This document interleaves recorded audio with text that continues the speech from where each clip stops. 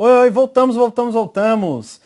Estávamos falando aqui dos profissionais da educação, então a gente agora vai voltar a fazer um resuminho sobre isso ainda, voltar a falar um pouquinho para isso ficar bem claro na sua mente, e aí a gente segue em frente para falar dos recursos, tá bom? Então não se perde, vem comigo. Olha lá.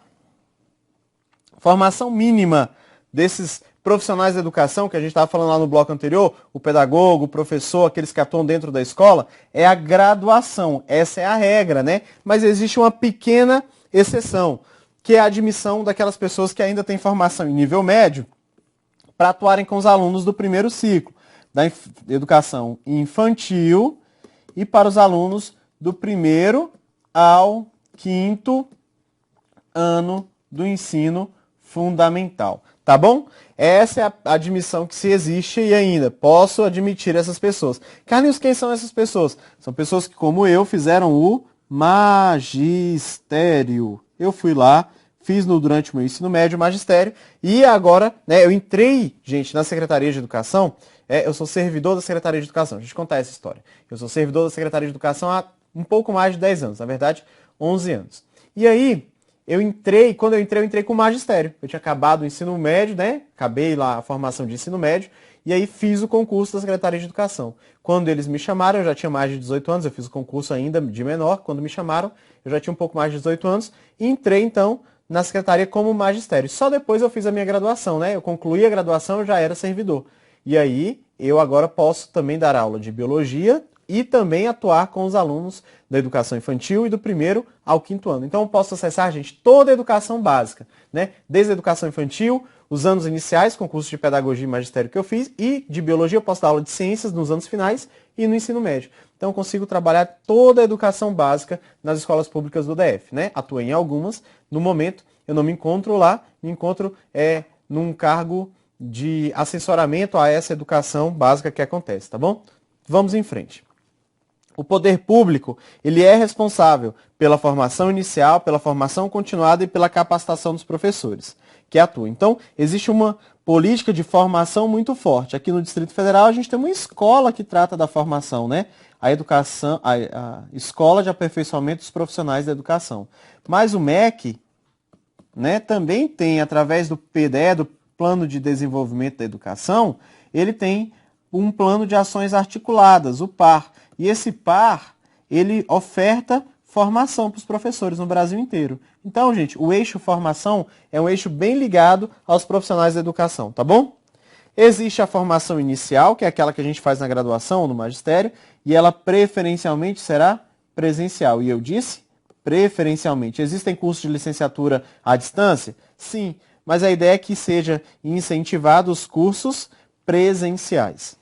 Já os cursos de formação continuada, esses não há óbice à educação à distância, né? Até prefere-se. Esse óbice não existe por quê, Carlos? Porque o professor já está trabalhando e ele consegue se formar e se capacitar de acordo com o seu horário, com aquilo que ele tem e pode se organizar, tá bom? Existe aí uma facilidade de acesso às licenciaturas, porque em alguns espaços a gente quase não tem professor. E isso aí seria um incentivo à carreira professor. Existe uma bolsa de iniciação à docência. Isso aqui pode ser uma relação do tipo financiamento versus trabalho. Em alguns espaços existe isso. O cara está lá fazendo uma graduação numa licenciatura e aí ele atua como profissional de apoio na educação básica para pagar esse financiamento que ele pegou. Geralmente acontece com as instituições privadas, né? Então eu pago parte do financiamento com o meu trabalho em uma escola, acompanhando a educação, tá bom? Esse critério é novo, eu falei para vocês. O Enem, ele pode ser agora utilizado como um elemento de seleção para ingressar nos cursos de licenciatura. E é só o Enem já é um elemento de seleção, mas a gente está tratando aqui do desempenho. A nota do Enem pode existir aí um critério de nota mínima para acessar, mas esse critério tem que ser regulamentado pelo Conselho Nacional de Educação. E esse Conselho Nacional de Educação ainda não o fez, tá bom? Então, é essa a revisão aí sobre os profissionais da educação que você precisa saber. Existem ainda formas para que esses profissionais sejam capacitados, né? E qual é o principal espaço? São os institutos superiores de educação. Esses institutos vão fazer cursos para formar profissionais para educação básica, inclusive o curso de pedagogia com a ênfase no curso normal superior, tá bom? Formação de docentes para educação infantil e as primeiras séries do ensino fundamental. Eu posso também ter programas de formação para quem já tem diploma de curso superior e queira se dedicar à educação básica. Aquele papo que eu falei para vocês da complementação, é essa a ideia, tá bom? E programas de educação continuada para os profissionais. Os estados, na sua grande maioria, já criaram esses institutos. Alguns funcionam e outros ainda não funcionam, estão apenas na lei. Aqui no Distrito Federal já foi criado, mas ele ainda continua no papel. A gente não tem um órgão distrital que cuide da formação superior em educação. E aí existem, gente, a valorização desse profissional. Um profissional tão exigido que a carreira não tem sido tão incentivadora, precisa ser valorizado. Então, para valorizar, o que a gente faz? Vamos lá. Prova de concurso público para acessar, tá bom? E essa prova de concurso público será através de provas e de títulos. Então, olha aqui para mim. No direito administrativo, lá quando você está estudando o direito administrativo, ele diz que as provas de concurso público elas podem ser de provas ou de provas e títulos. Para a carreira magistério, para a carreira dos profissionais da educação, a gente tira a ideia de prova só. Todos os nossos concursos devem ser de provas e títulos. E não existe outra opção. Todos são de provas e títulos. E esses concursos podem ainda contar com a assessoria técnica da União. A União pode ser convocada para dar assessoria técnica no concurso, para que esse concurso seja feito com lisura, com a melhor capacidade de escolha dos profissionais que ali estão. Tá bom? Outra forma de valorização é o aperfeiçoamento continuado sendo remunerado. Então a pessoa estuda e aí, de acordo com a sua formação, ela vai progredindo dentro dos planos de carreira que ela tem.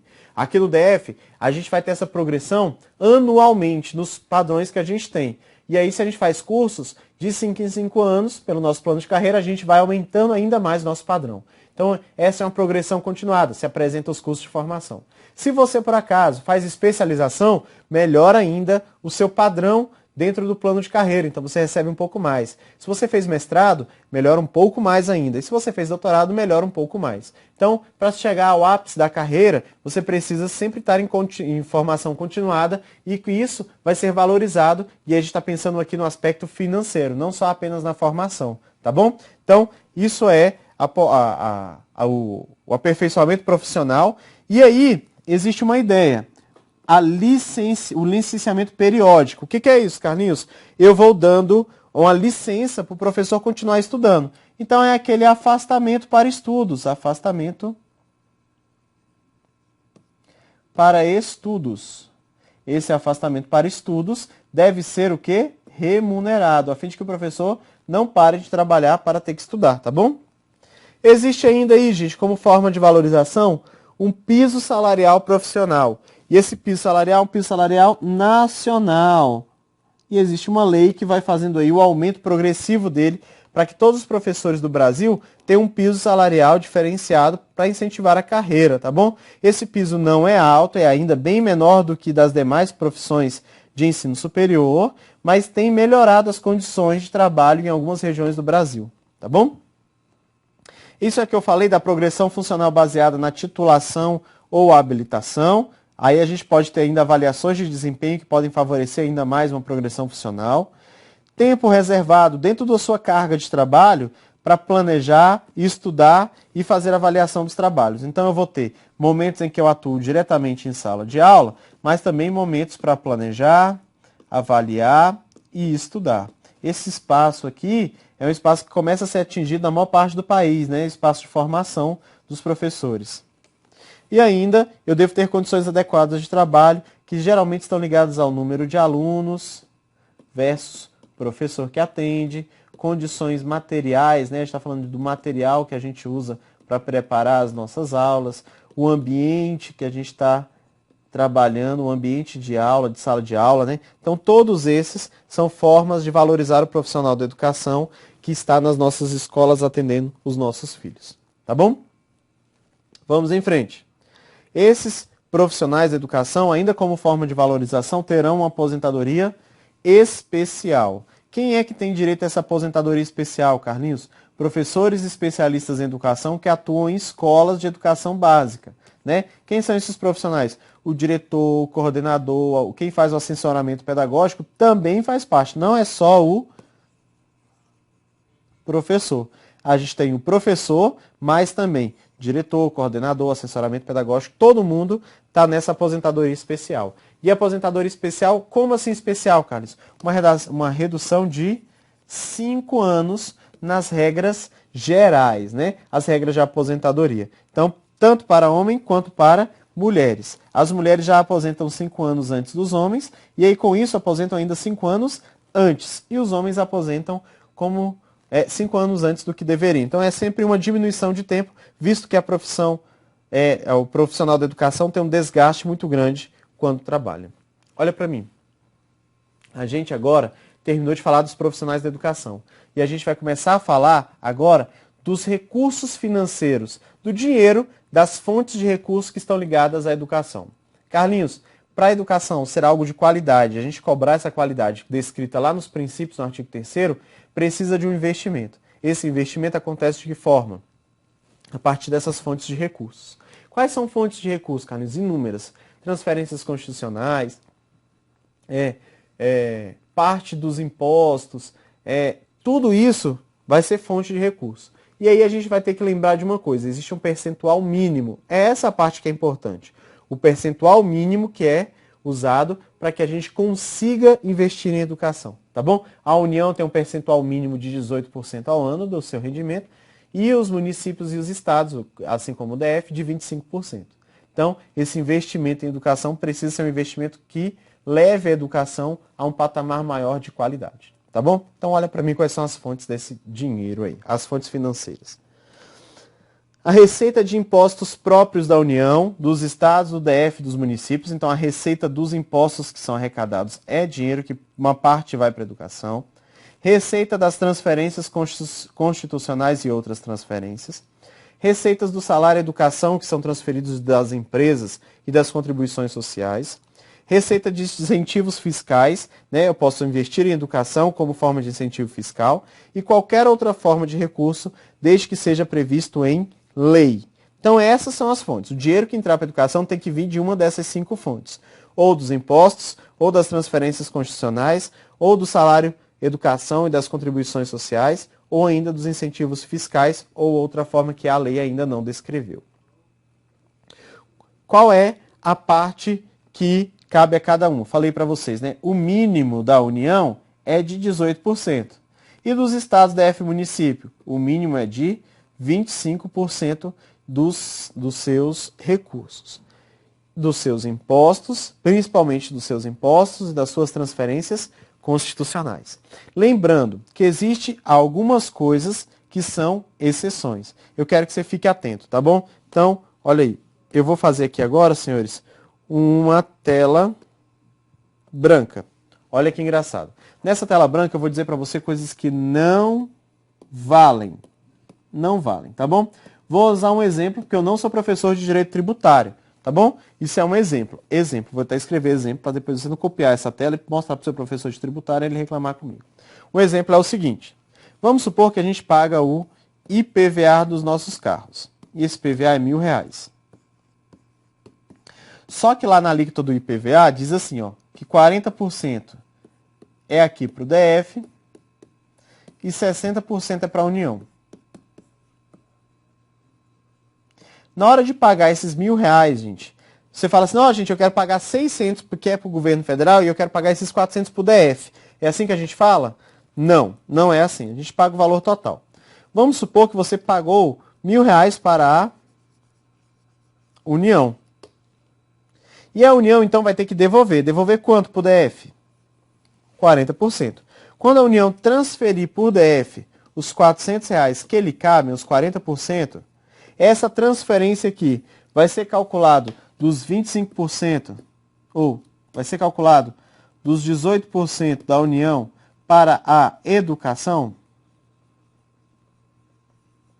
Sim ou não? Não ouvi voz de ninguém. Vocês estão respondendo não? Não. Não. Não. Transferência de recursos aqui, de impostos, a transferência do devido valor do imposto não entra no cálculo dos 18% da educação. Beleza? Outro exemplo. Vamos lá, deixa eu limpar tudo aqui agora. Que a gente vai digitar outro exemplo, do que não vale, tá bom? O exemplo é do que não vale. Isso, vamos desenhar de novo, bonitinho. Ai, Carlinhos, você hoje está tão bonitinho apagando o quadro. É, gente, isso aqui é um recurso didático. Quadro branco. Vamos supor um exemplo. Dia 1º de janeiro de 2015. Quem é a presidente do Brasil no dia 1º de janeiro de 2015? Senhora Dilma Rousseff. A Dilma, no primeiro dia de expediente, se depara com uma conta. Uma conta. Vamos supor que ela tem que pagar papel higiênico para o palácio. Papel higiênico. Senhores, tem recursos de 2015 já para fazer o pagamento dessa compra de papel higiênico? Tem recurso de 2015? Não tem, porque ainda não começou a arrecadar. Mas precisa pagar.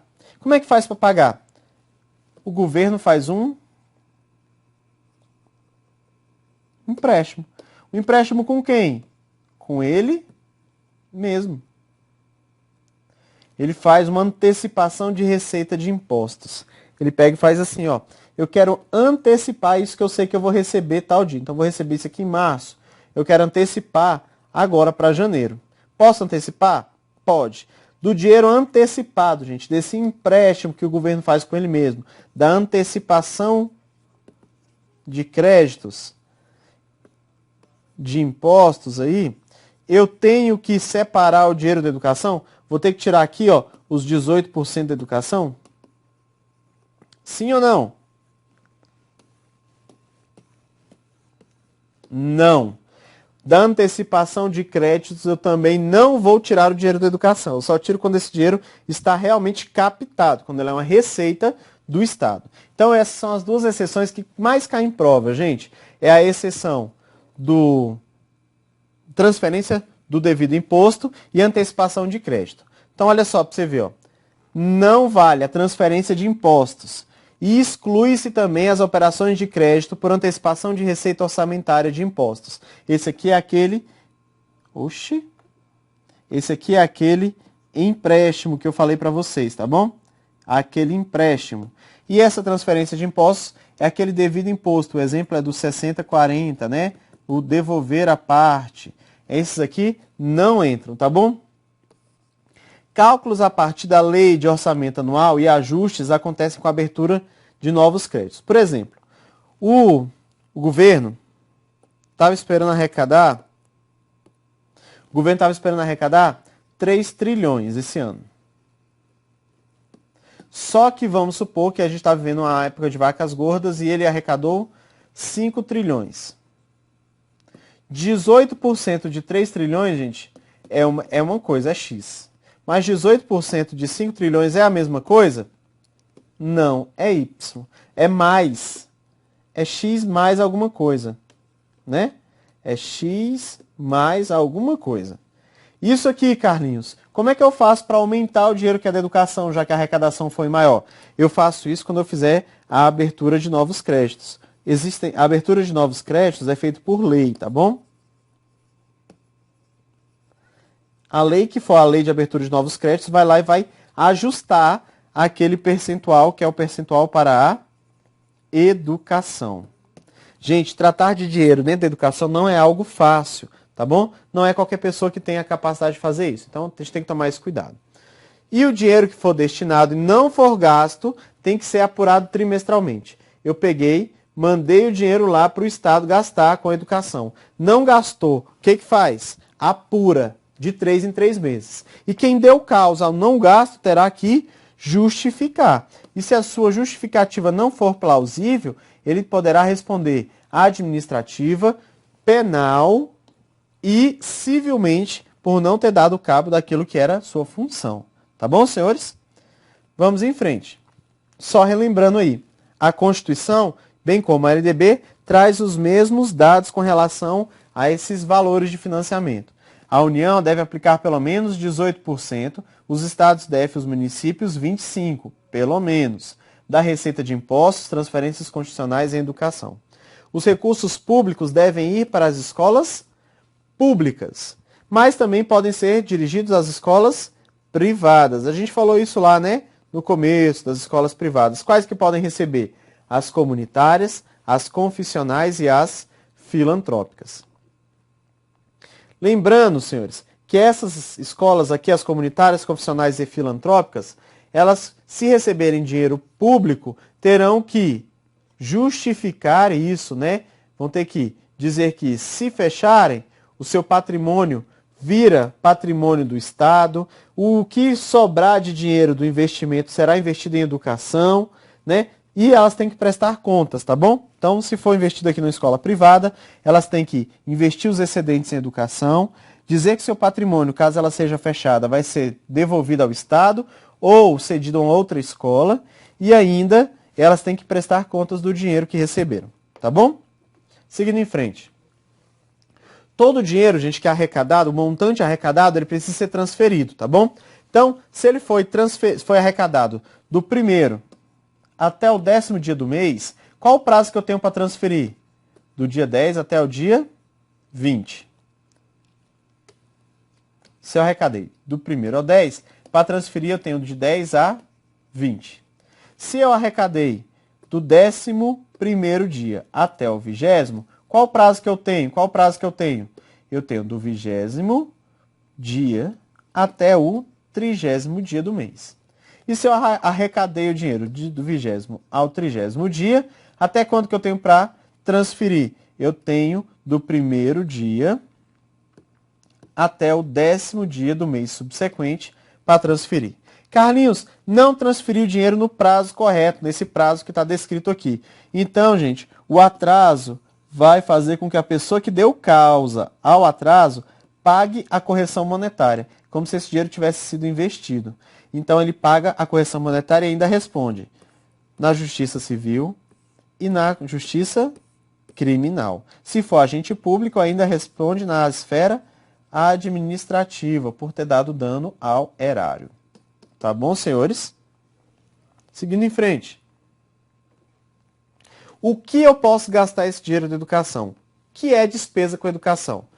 Remuneração e formação dos professores e dos profissionais da educação que a gente listou ali atrás. Então, pagar salário de professor é despesa com educação? É. Fazer o aperfeiçoamento desse professor, pagar curso de formação para ele, também é despesa com educação? É. Aquisição, manutenção, construção e conservação de instalações e equipamentos necessários para o ensino. Vou construir uma escola, comprar algo necessário para aquela escola que precisa de uma manutenção, de uma conservação. Isso também é gasto com educação? Isso também é. Uso e manutenção de bens e serviços vinculados ao ensino. Tudo isso aqui também é gasto com educação. Compro lá um software para ser usado na escola. Esse software e a manutenção do software pode ser dinheiro com educação? Pode. Os levantamentos estatísticos e pesquisas que estejam ligados a aprimorar a qualidade, expandir o ensino, esses também são despesas com educação, tá bom? Então tem que tomar esse cuidado aí. Remuneração com o professor, compra e aquisição de material e serviço, uso e manutenção de bens ou serviços, levantamentos e pesquisas. Isso são fontes da educação. Ainda são despesas com educação. Atividades meios que sejam necessárias aos sistemas de ensino. Então, aquele profissional que não está dentro da escola, mas atua como atividade meio. Posso fazer o pagamento dele com despesas de educação? Posso. Conceder bolsa de estudo a aluno de escola pública e privada. Cuidado, posso dar bolsa de estudo com dinheiro de educação para a escola privada? Posso, desde que não haja oferta daquilo pelo poder público. Está faltando vagas, então eu vou ter que pagar para o cara estudar na escola privada? Vou, e esse pagamento vai ser com dinheiro de educação? Vai. Amortização e custeio de operações de crédito destinada a atender aos dispositivos aos dispostos nos incisos desse artigo. Peguei um empréstimo para fazer qualquer coisa. Se eu pagar o empréstimo, você paga com dinheiro de educação? Sim. Ainda para comprar material didático pedagógico e manter programas de transporte escolar que sejam necessários. Tudo isso é despesa com educação. Senhores, cuidado. Olha para mim. As despesas com educação, elas estão geralmente ligadas às ações diretas, que influem diretamente no aluno e na escola. Então esse cuidado é pertinente. Professores que lá atuam, os profissionais que atuam na atividade meio, o material que é comprado, a construção de prédios, a manutenção de prédios, a organização de equipamentos, manutenção desses equipamentos, os recursos de pesquisa também que se gasta, também pode ser, ainda o transporte escolar desses alunos, todos esses são despesas com educação, tá bom? Esse é o texto que está na lei. Eu tentei resumir e dizer para você simplificadamente o que é. Cuidado é agora, que a gente vai tratar do que não é despesa com educação. E aquilo que não é despesa com educação é que geralmente cai na prova, tá bom? Então olha aí. Não é despesa com educação. Pesquisa quando não estiver vinculada a uma instituição de ensino ou efetivada fora do sistema de ensino, que não vise o aprimoramento da qualidade da expansão. Quando eu fizer pesquisas desse tipo, mesmo que falem de ensino, não posso gastar dinheiro da educação, tá bom? Não posso transferir dinheiro para instituição pública ou privada de forma assistencial, desportiva ou cultural. Cuidado, gente. Não pode ser de dar o dinheiro a qualquer um sem se preocupar com o que ele faz. Isso é um cuidado que precisa acontecer, tá bom? Formação de quadros especiais para a administração pública, sejam militares ou civis, inclusive diplomáticos. Eu não posso pagar o salário de qualquer pessoa que fala que trabalha em educação. O quadro especial não existe, tá bom? O que eu estou falando aqui é daqueles que trabalham em atividades meios, tá bom? Aquelas que estão ligadas diretamente à escola. Programas suplementares de alimentação, assistência médica odontológica, farmacêutica ou psicológica, outra forma de assistência social. A gente paga o programa complementar. O suplementar a gente não pode pagar. É pagar além, né? Dar assistência social. Não dá. Obras de infraestrutura, ainda que realizadas para beneficiar direto ou indiretamente a rede de ensino. Infraestrutura fora da escola é função de quem? De outro órgão. Não pode ser pago com a educação, tá bom? Profissionais que estejam desviados de função, atividade alheia à manutenção e desenvolvimento do ensino. Esses profissionais aqui também não podem ser pagos com dinheiro da educação. Olha que exemplo engraçado esse aqui, gente. Caiu numa prova esse aqui, ó. Aqui está a escola. Aqui passa uma pista. Do meio fio da pista para a entrada da escola, precisava construção de uma rampa de acesso. Aquelas rampas para aqueles que têm dificuldade de locomoção. Essa rampa precisava ser construída. Essa rampa será usada com dinheiro da educação? Sim ou não? E vocês acham o quê, gente? Isso mesmo. Não. Porque a rampa fora da escola é obra de infraestrutura, que não é nossa. Então a gente tem que pedir para outro órgão fazer a construção, porque o dinheiro não pode ser da educação. Outro exemplo que foi usado, neste mesmo aí, ó, dessa mesma concepção. Ó. Essa escola não tinha quadra de esportes. Então foram construir uma quadra de esporte bem aqui. Dinheiro da educação, sim ou não? Dinheiro da educação? Não. Porque está fora da escola, é de uso da comunidade, então a infraestrutura não é nossa. Mas presta atenção. Essa escola não tinha quadra. Aí pegaram a parte da escola, a quadra, e fizeram uma interligação. Tá bom? Vou ter que apagar de novo, ó. Então olha só. Aqui é a escola, aqui é a quadra. Eu fiz uma interligação entre os dois, tá bom? Para poder chegar aqui. E aí a quadra acaba sendo de uso exclusivo da escola. Pode ser dinheiro da educação? Agora pode. Porque isso aqui está ligado diretamente à escola e é de uso da escola. Então, senhores, cuidado com essa ideia do que é dinheiro, fonte de recurso e o que não é. Tá bom? Vamos em frente. De forma resumida, é assim, ó. O que é gasto com educação? Remuneração e aperfeiçoamento pessoal, manutenção e construção dos equipamentos, realização de atividade meio, compra de material didático, bolsa de estudos, a gente já falou lá a relação, e transporte escolar. Isso é gasto com educação. O que não é gasto com educação? Pesquisa que não for vinculada à educação, subvenção a instituições assistenciais, programas suplementares, obra de infraestrutura da cidade e trabalhadores em desvio de função. Em resumo, é isso. Tá bom? Vamos lá. Todo o dinheiro que foi investido em educação precisa passar por controle externo e por apuração. Por isso que a gente fala que eles precisam se organizar. Senhores, eu voltarei no próximo vídeo para a gente conversar um pouco mais sobre essa ideia de apuração e de controle externo dos entes que precisam se ligar a essas despesas, tá bom? Então a gente gastou o nosso tempo aí finalizando os profissionais, falamos do início das fontes e vamos falar agora de como que é feito esse controle interno e essa apuração das despesas. Até o nosso próximo vídeo, tá bom? Tchau, tchau!